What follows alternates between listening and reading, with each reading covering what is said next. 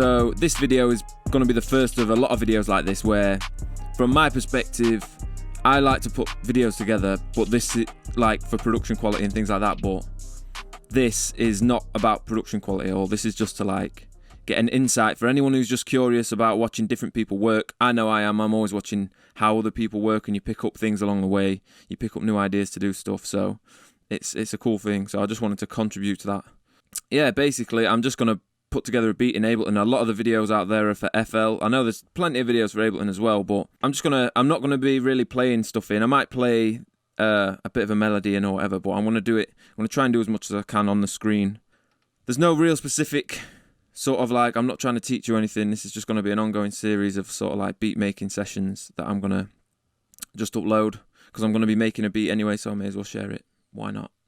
So obviously you'll see sort of some of my favourite plugins for Melodies. But I'm going to start by having a look in this one, because this is something that comes with the Slate digital everything bundle.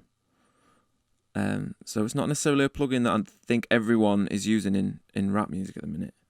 It is a really good sounding synth for one. Like the actual synth sounds are like really good. The initial preset, like most initial presets, is a bit sort of doesn't show it off to its best, but you can just hear the quality in the synth, I think. So it's a new place I like to go at the minute, because, like I say, the presets aren't overused right now. But they've got this cool category of like acoustic. It's got like a sampler built in as well, so you can combine samples of real stuff with synths. So you can get some cool tones and stuff.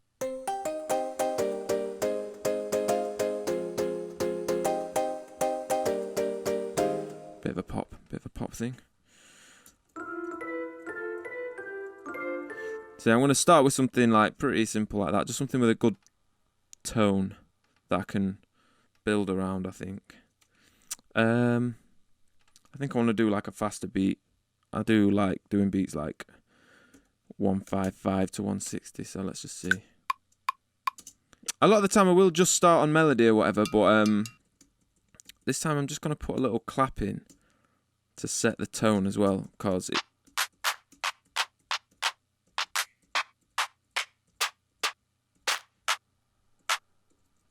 I don't know what sound to use.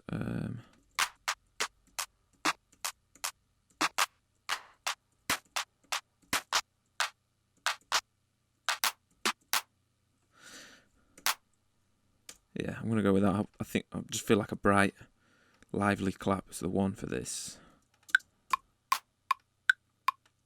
And then in Ableton, it's Command D to duplicate stuff over, if you're new to Ableton.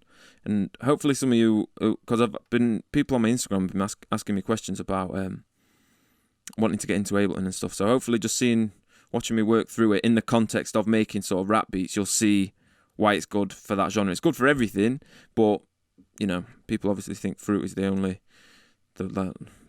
messiah. What am I on about?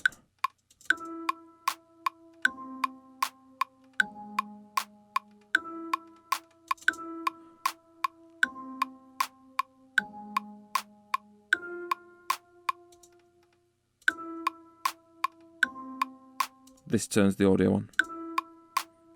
Not the audio, this turns the so that you can hear your note clicking basically on and off.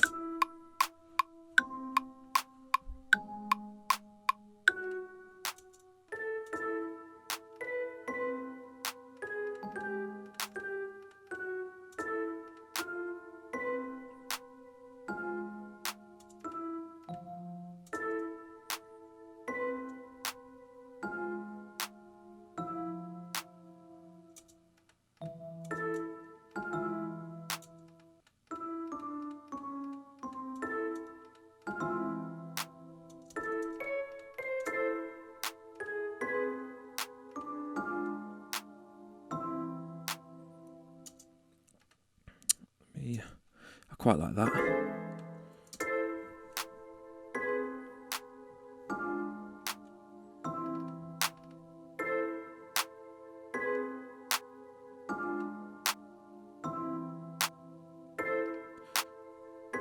You can use the glue compressor in Ableton. Ableton's built-in glue compressor as a clipper. So all you need to do is follow those steps, turn on soft, bring your range down, bring the threshold down, and then this is like your clip. So I can drive it all the way, and it'll be feel really loud. It'll sound like shit, but feel and sound really loud, but it's not peaking. But it's good to just get a bit of something out of some of your percussion, especially.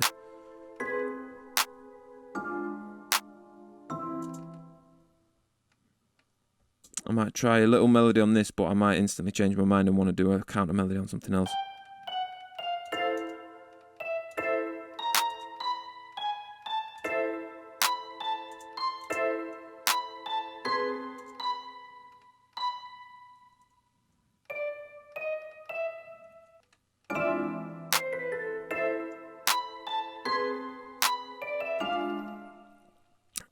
So now I think it's a good source sound, and like the sort of note changes is the kind of thing that I tend to like on beats at this sort of tempo. So rather than sit fine tweaking it, I like to just commit it and mess with it. I find that a bit more fun. So I'm gonna do that. By freezing that track, you can then create an audio track underneath it and just copy and drag, then save that, mute that off, and I leave that there. So I've still got my MIDI, my melody, and it's all still there, but now I can play with this separately sometimes, and I might do it now. I might just even move that out of the way, kind of forget it's there.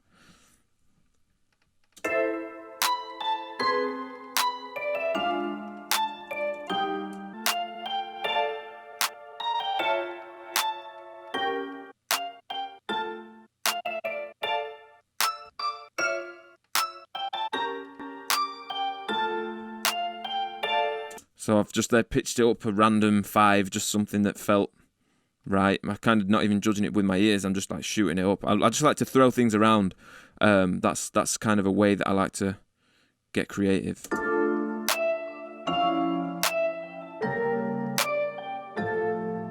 This on halftime, everyone knows what halftime is, but if you don't, halftime's sick. It's really cool for making your melodies, just switching them straight up and making them darker, and basically it slows them down and pitches them down. And you can do it in all different ways. You just have to click around. But through clicking around, one thing that I found is this is rather than use the mix knob to sort of get a blend, I quite like to filter in, because I like to go the opposite way, which is pretty typical of how I do things anyway. But the typical way of, like, you would expect to bring the highs of the high sound in like this, because that naturally kind of feels like the right thing to do. But I like to go the other way, so that you're getting the lower tones of the high notes and the sort of airy tones of the low notes, because that's almost like filtering out the mud as well. So like that.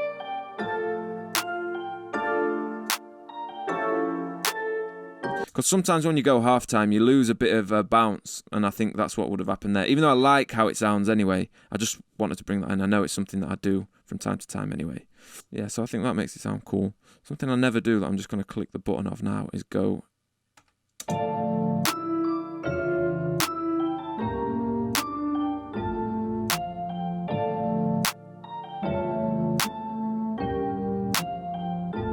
I quite like that. But what I might do is duplicate halftime and go down 2 more. So like,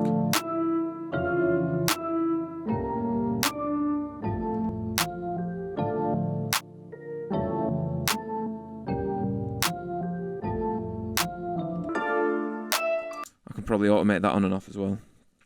So that's giving me, so that's just me thinking ahead there. I've got another halftime now. So say a pattern might go.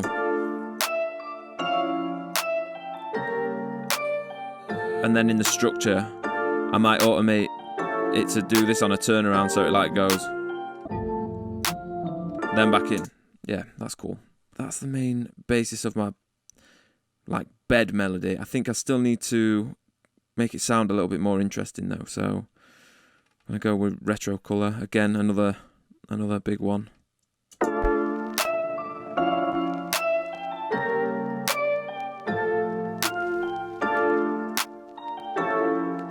Another thing I like to use, which again I don't see people talk about much, is a module in Reactor, which is a Native Instruments sort of crazy plugin that I don't really understand most of it, but it's got some cool sounds in, and it's not one that's spoke about a lot, so it's sometimes a good place to go and find things that are a little bit fresh. And this is just another way to make your like samples and stuff sound old, I guess. It's got different presets.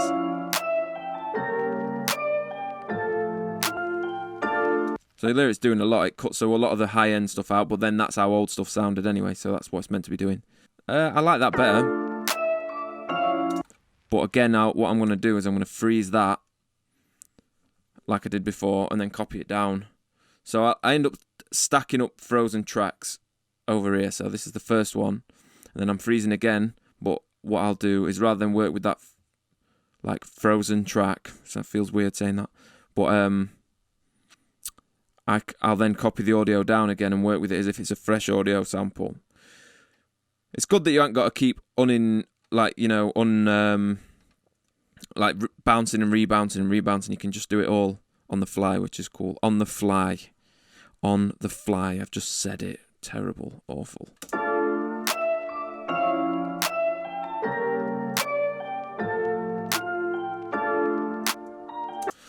So I know I'm going to want more stuff on that melody. Like, that's not melody done. That's the tone set, definitely. Wait, before I say that, just reverse it.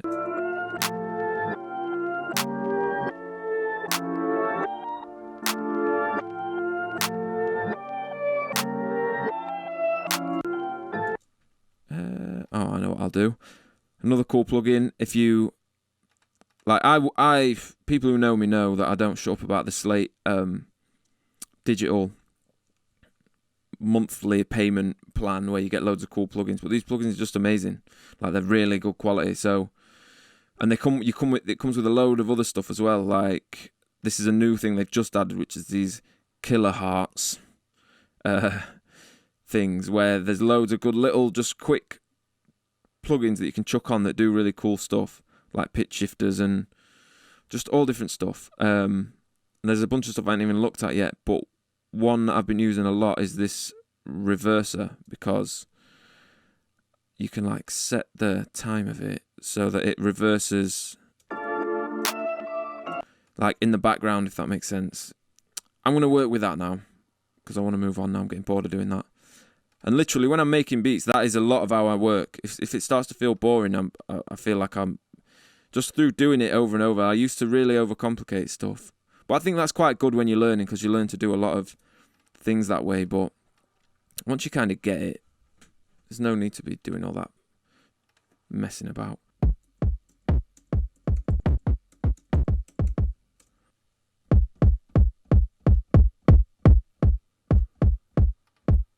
When it comes to kicks, I like to break a lot of rules. The kick needs to sound the way it needs to be hitting hard for me.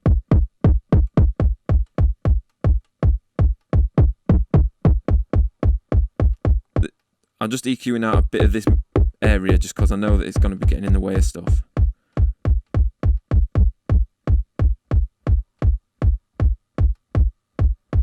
Right.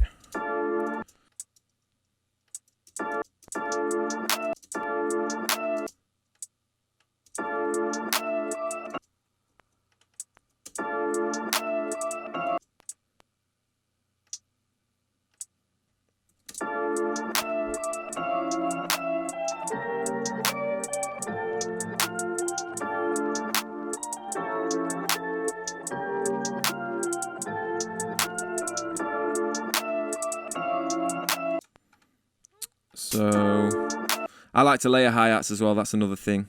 Like, I like to use a different hi-hat for like to do any fast rolls.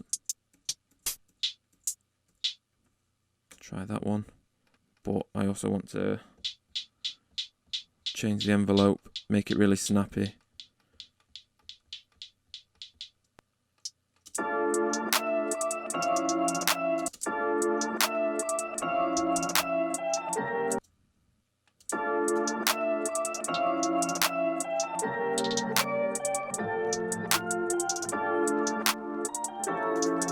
And then I want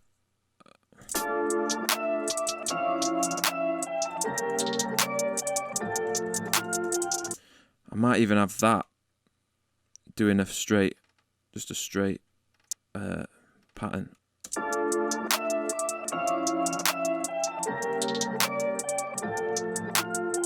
And pan one out a little bit, pan the other out a little bit, the other side. Just make some space in the middle. Now I want an open hi-hat.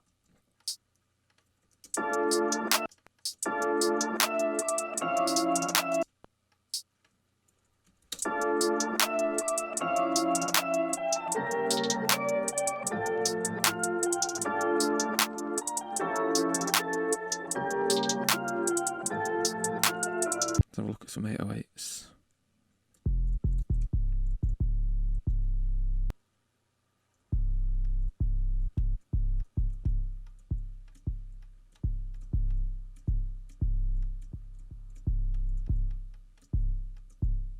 The saturator enabling is cool as well. Someone recently pointed out that the soft sign is a really good one for 808s.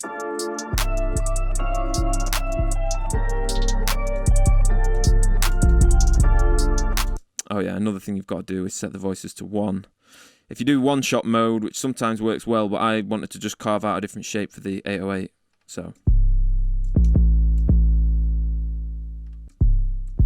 Another thing I would probably do in Ableton is use the note length tool on the 808 if I'm doing it this way, so that it's always hitting for the same amount of time. Because if not, I can hold on and it sounds different.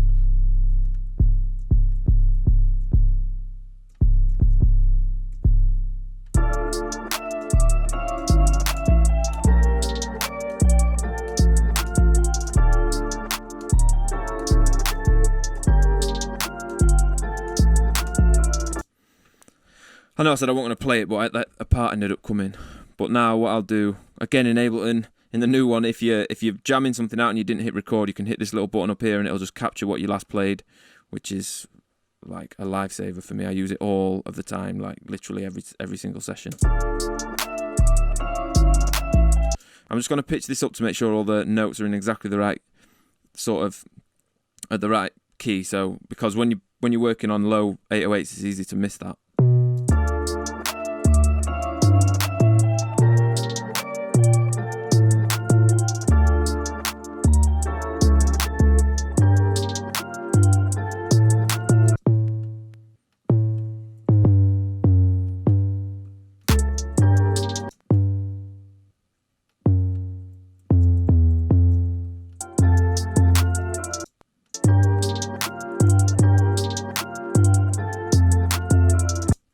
I actually really like that pattern. I think that's made it quite a like hooky section. But I'm going to do another one where I've got a simplified part of just the D note, which is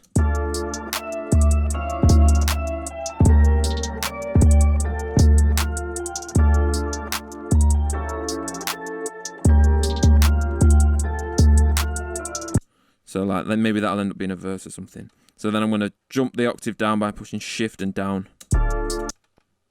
Same with this one. So now it sounds kind of like this.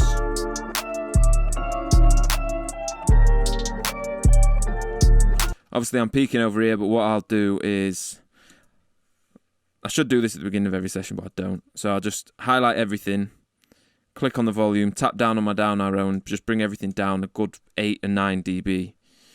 10 dB, whatever, and then sometimes that throws the levels off, so I need to bring the melodies back up because it's a truer representation, because I noticed I was peaking down in my master, so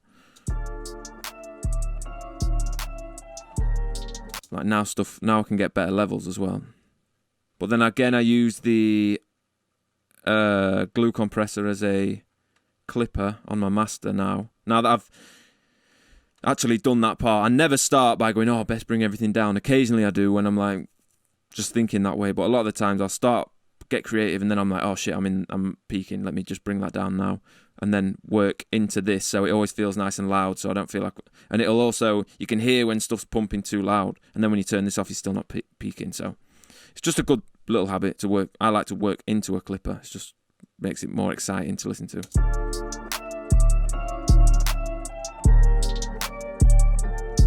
So now I'm getting like a loud level, basically. I'm getting a loud level, and it's not like, you know, peaking. I'm probably just going to do a simple kick pattern now just to support the 808, but I don't think I'm going to do it on every single hit, because I think I almost decided to not add a kick, but I know a lot of people do that. I've just never done it, and I like a kick to just be like the thump.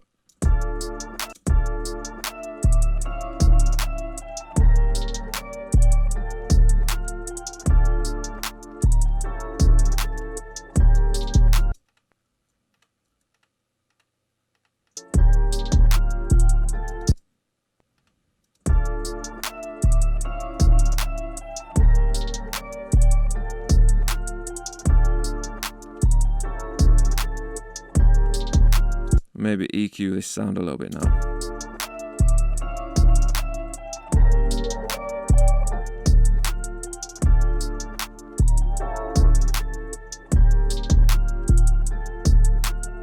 Now I want to add like a sort of side stick kind of rim shot in there.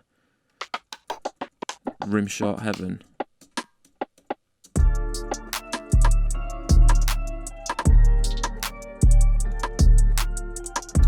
Yeah.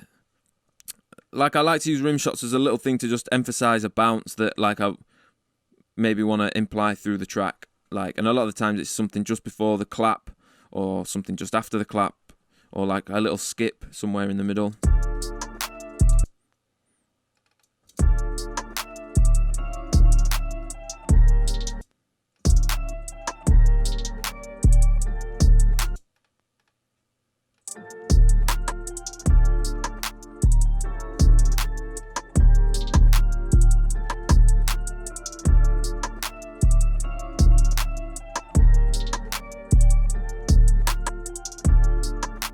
I'm going to just trim off some of the back end. It just makes it sound a little bit dirtier, a little bit more chopped up, rather than like these too clean and glossy. And it just makes it sound a little bit like, I don't know, I think it just adds to the energy of the kind of music we're trying to make.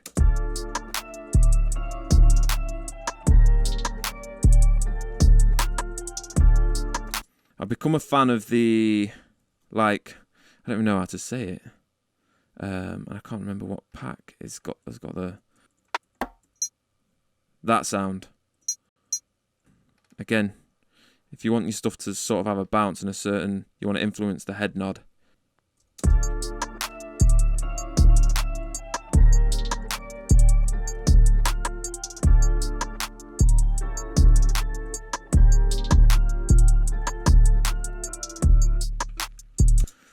So now I just want to add some kind of counter melody. I don't think it needs layers and layers and layers. I just think it needs a nice something to counter that melody. I don't know what exactly.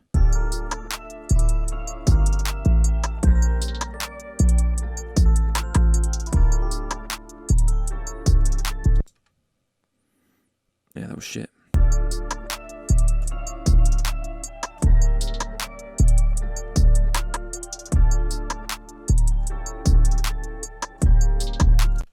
Yeah, again, I was just jamming an idea out. Let me just find where that first note is.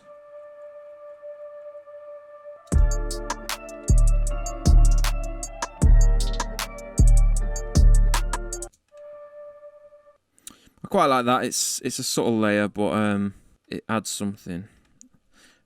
I just can't quite decide if I want anything too intrusive, because I want there to just be that breathing space of the vocal. Oh, another thing I'm going to do now is, so I send my melody group, which I add all my melody channels into. I pre-group that, so this is part of a preset. When I load it up, all this is just there ready to go.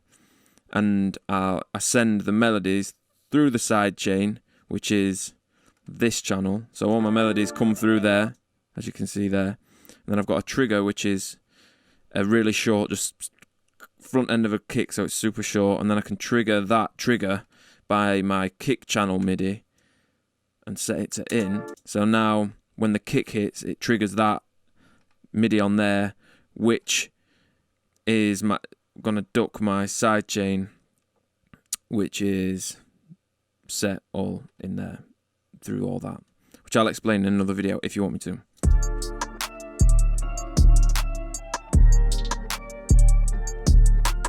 And that just makes it so that when the kick hits, it makes all the melodies duck, so this feels really powerful.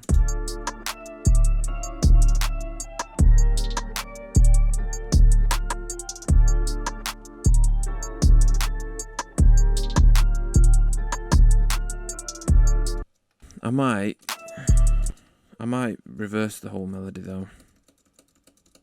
I'm going through and chopping them into little bits so that then when I can now select them all and just hit R and it'll reverse every individual part, but it'll keep the same pattern.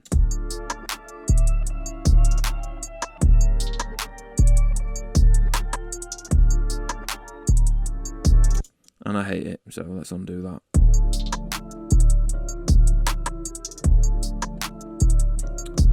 See, I quite like that, what that's doing.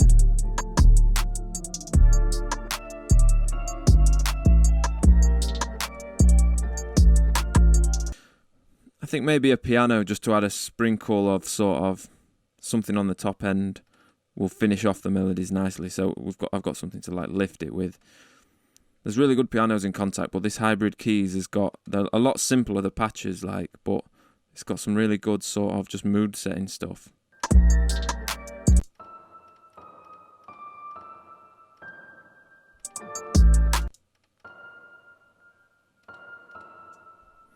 So something like that could be nice if I filter all the nasty bottom end stuff out.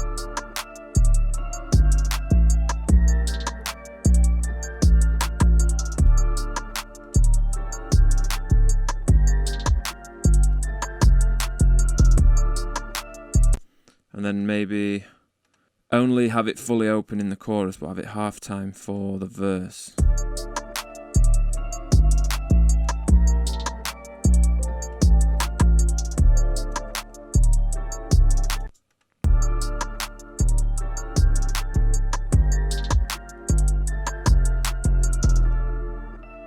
So yeah, I would say that's kind of like the beat's sort of ready to go into the next phase, which I'm not going to do in this video, which is like mixing and structuring it all out. So other than structuring it and mixing it, that's like the beat done, really. I ain't even saved it, which is terrible. But yeah, that's from this point, all it is about now doing cutouts, maybe sending a little bit of reverb here and there and doing a few little bits, but really not a lot. I'm not far from happy with how that beat in general is sounding. So once it's structured out, I can just get it out there and start either sending it about or putting it on my store or just sharing it, whatever it is that I want to do with it. So yeah, I don't know if this was useful. It's going to be the first. I'm just doing all sorts of stuff that I'm putting out there basically. So this will change. I'll get little ideas and I'll try and do little ideas, I'm sure. So just keep coming back. Hopefully, I've had to edit this one down. By the time you've seen this bit, like I've had to cut a load of stuff out where I was just like talking too much or whatever. I really wanted to keep it as snappy as I could, and it's probably still going to end up a longer video than I wanted it to be. But hopefully there's some cool stuff in there, and maybe you got inspired to go and like start making beats in Ableton or just making a beat yourself. So yeah, I'll see you next time, internet world.